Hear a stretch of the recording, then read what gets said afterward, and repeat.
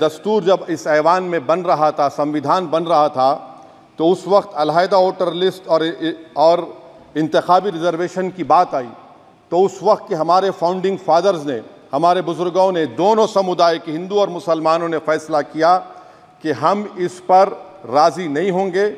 बल्कि उन्होंने क्या कहा था हमारे फाउंडिंग फादर्स ने, उन्होंने मुखालिफत की थी अलहदा वोटर लिस्ट की और इंतखाबी रिजर्वेशन की। उन्होंने कहा था, I quote sir, it is the duty of majority community to ensure that minorities are elected in the representative numbers. BJP मुसलमानों की नफरत पर जीतती है और मुसलमानों के नाम निहाद मसीहा मुसलमानों के 90% ज़्यादा वोट हासिल करते हैं, मगर फिर भी इस ऐवान के दरवाजे नहीं खुलते मुसलमानों के लिए, और सिर्फ 4% मुसलमान जीत कर आते हैं।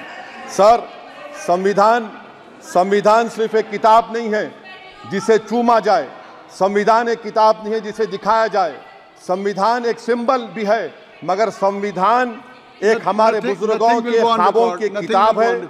हमारे जमहूरियत को हमारे बुजुर्गों ने इस तरह समझा, हमारे फाउंडिंग फादर्स ने इस तरह जमहूरियत को समझा कि इसमें हर समुदाय और मजहब और समाज के मानने वाले लोगों की राय को शामिल किया जाएगा इस मुल्क को चलाने के लिए। मगर इस ऐवान में सिर्फ 4% मुसलमान जीत कर आते हैं।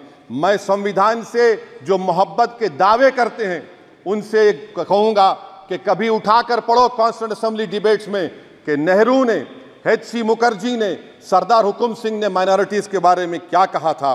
सर, वतन अजीज़ का मुस्तकबिल कैसा होगा जब बीजेपी मुझे गायब करना चाहती है और दीगर हिज़्ब इख्तिलाफ की पार्टियां के लिए मेरा वजूद सिर्फ वोट डालना और अपनी खबर में जाकर सो जाना है। इसीलिए आप देखते हैं कि समाजी इंसाफ है सर कि 4% मुसलमान जीत कर आते हैं। सर, इस ऐवान में OBC समाज के MP अब अपर कास्ट के MP के बराबर हो चुके हैं।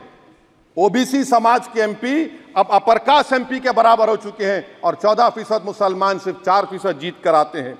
CSDS का डेटा ये बताता है कि इस मुल्क में जो वोट बैंक है, जो एक मुश्त वोट डालता है, वो अपर कास्ट का है। मुसलमान का कभी ना वोट बैंक था ना कभी रहेगा।